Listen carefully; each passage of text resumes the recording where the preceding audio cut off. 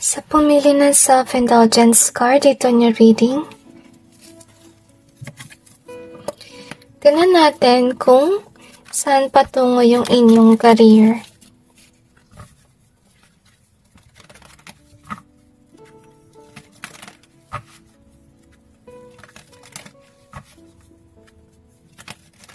Okay. I'm sensing lustay. So far, guys, okay, with regards naman sa career, okay siya sa pera. Yun nga lang, iwasan nyo maglustay-lustay ng pera kasi baka sa uli yung pagsisisi. I feel na kung naman na meron ka sa ngayon na work, hindi yan maglalast long.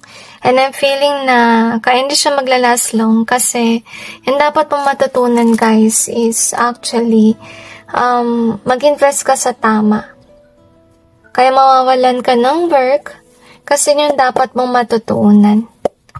Hindi forever na ganito lagi. So, iwasan mo rin maging happy-go-lucky. Ngayon, i-clarify natin yung cards.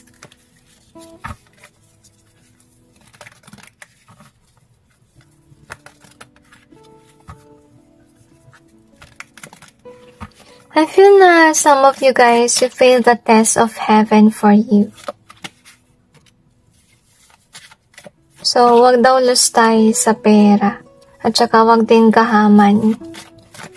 Kasi I really feel here na darating ang panahon na you will definitely be regretful over what you have done.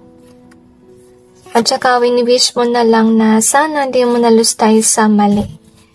I feel na iba sa inyo siguro ay may collection. So, iwasan nyo yung mga kolekta, guys. Kasi, yun nga, observe nyo yung buhay nyo. Yun yung dahilan kung bakit madalas wala kayong savings because of those material things. So, ito kasi yung energy, okay? So, siguro gusto mong lumabas sa mayaman, kaya siguro bili ka ng bili ng mga produkto na hindi mo naman kailangan just to gain popularity or gain this kind of energy na, uy, mayaman ako. So, iwasan mo yan, guys, kasi hindi tatagal yung trabaho mo. The reason is magkakaroon ng away na situation sa work.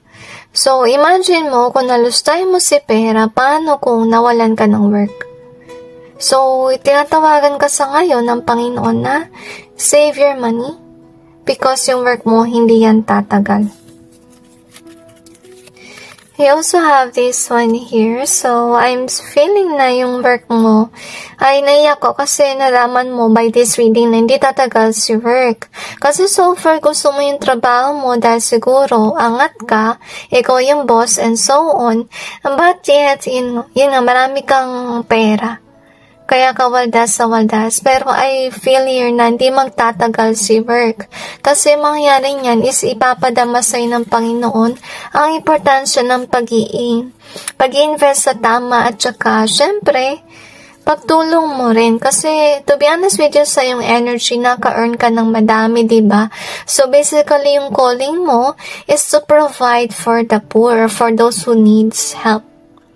So, make sure ginagampanan mo yung mission mo kasi definitely kung hindi mo to ginagawa, yung calling mo, okay, at nag-invest ka sa mali, so, mangyari sa'yo, syempre, mapablock yung blessings mo kasi first of all, you're not doing your mission work.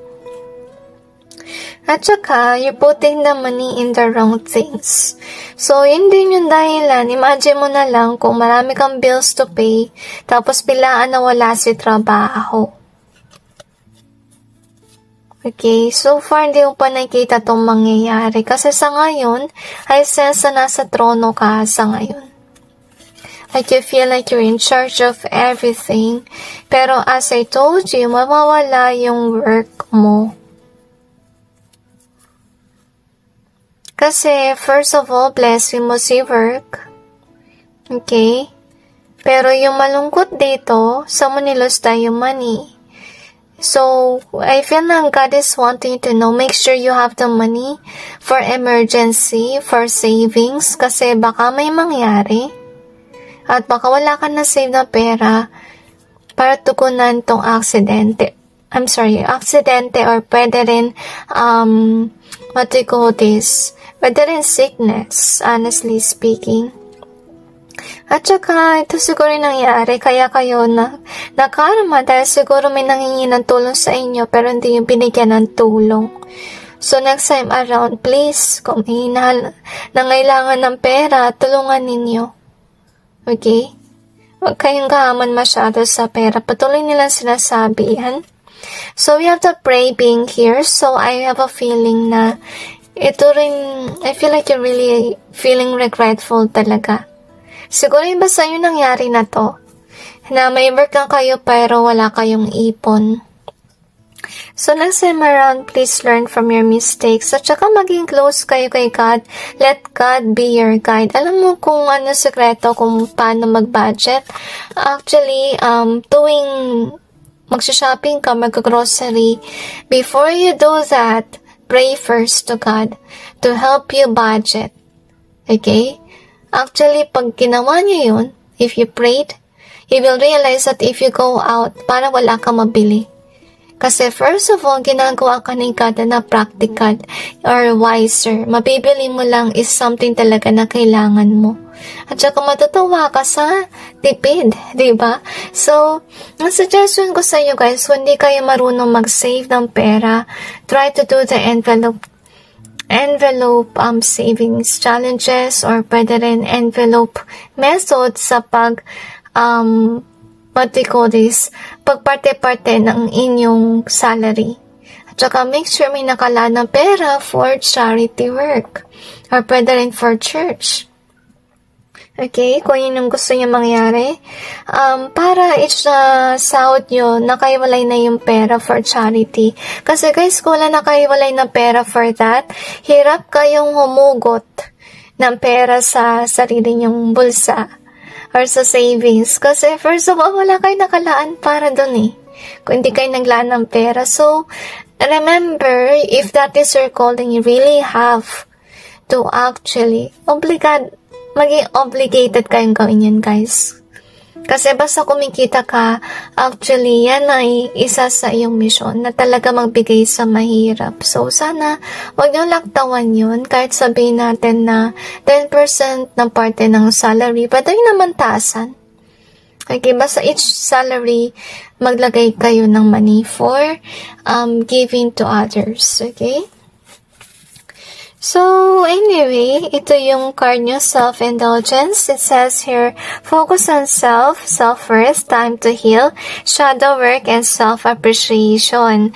So, siguro ito yung focus din nyo masyado, yung self-appreciation na yan, at saka yung over-indulgement.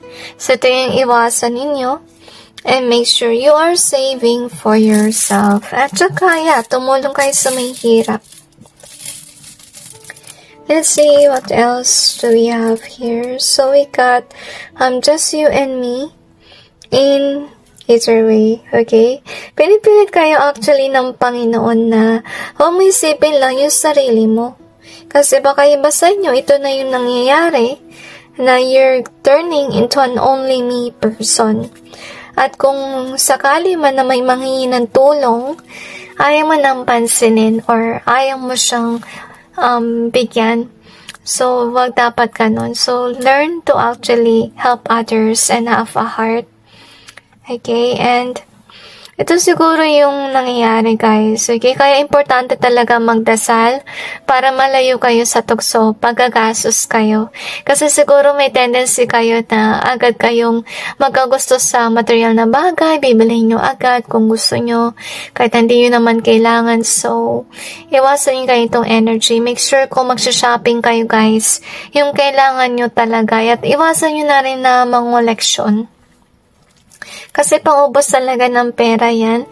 So, ito yung malungkot about your careers. Kaya siya hindi forever job, guys. Kasi nandito si 2626. Pag lumalabas kasi yung ganitong number, ibig sabihin nun, guys, na hindi destined sa'yo yung isang bagay. Okay? So, kaya mangyayari niyan is yung career mo is kinda like, hindi ko naman masasabing joke o seryoso yan. It's something na hindi tatagal.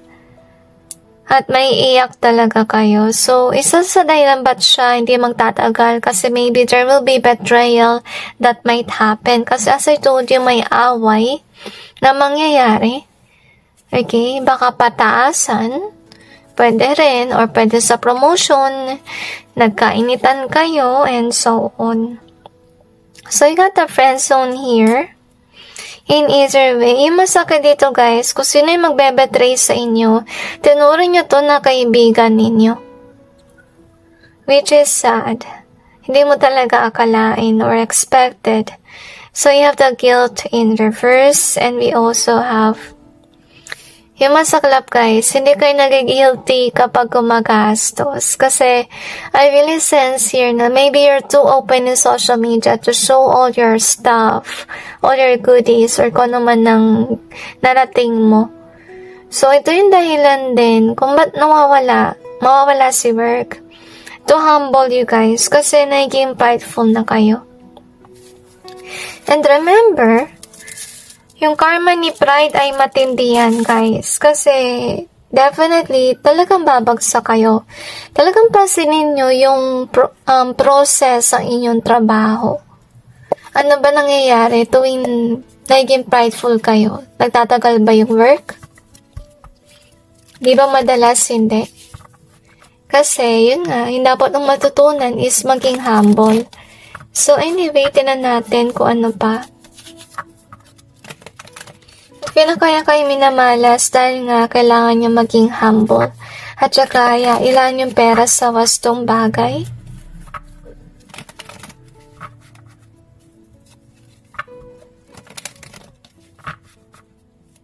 I feel na meron kayong hater. Kasi baka meron kayong mga taong hindi natulungan.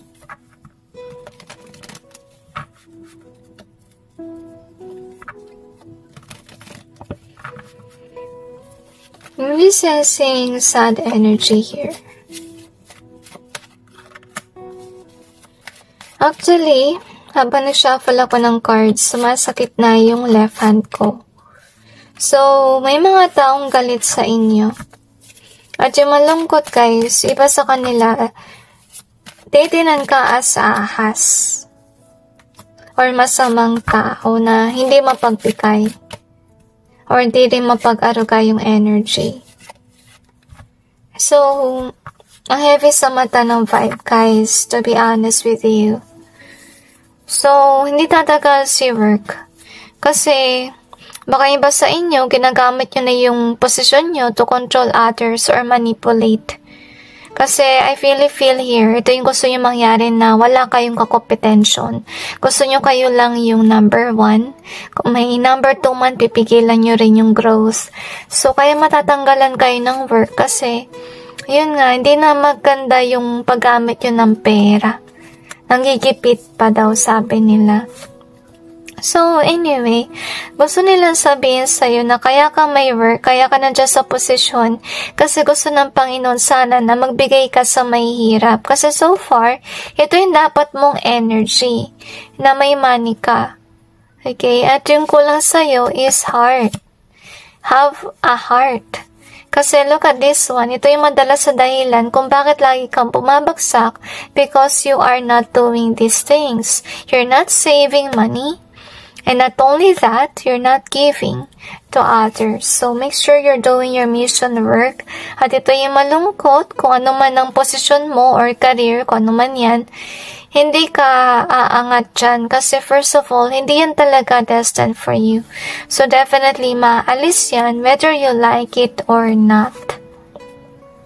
At saka, yung future na inyong work, may mga nagsisinungaling behind the scenes. Isa din yun sa dahilan kung bakit ka hindi umangat. So far naman, ang hirap magsalita sa inyong reading. So, I'm not sure if there is a blockage sa throat, but I think na pinipilit ka talaga na umamin. Okay, or may sabihin. And I really sense heaviness talaga sa mata na energy dito. So, yun nga may magbe-betray sa inyo. Kaya mawawalan kayo ng work at maghahanap ka na naman ng ibang trabaho.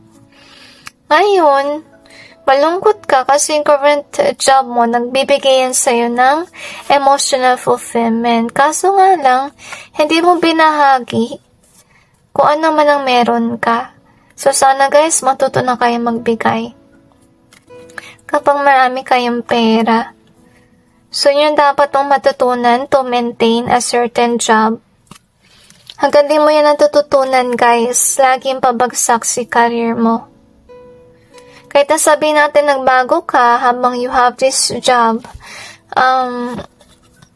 still you have to apologize to God. You have to be closer to Him. Okay, remember, you did something wrong or maybe nawaldas yung pera sa mali, hindi ka nagbigay sa mahihirap, so you really have to pray to Him. Hindi lang yung bigla nagbago. Okay? So, yun nga yung nangyari. So, yung trabaho mo parang siyang ilusyon lang or parang isang pula mawawala din. Okay? I'm sensing na yun yan. Maiyak ka kasi napamahal ka na sa work. Minahal mo na. Kasi nga lang, this is something na clouds lang.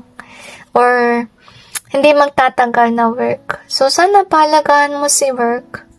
Okay, huwag mong lubusin or huwag mong abusuhin. Yung gawin mo, save mo yung pera, tsaka magbigay ka sa mahihirap, and not only that, apologize to God over whatever you have done and what you haven't done, okay? So anyway, that's it guys with regards to your reading. I just hope this may give you some insight and awareness about your situation, and God bless all of you.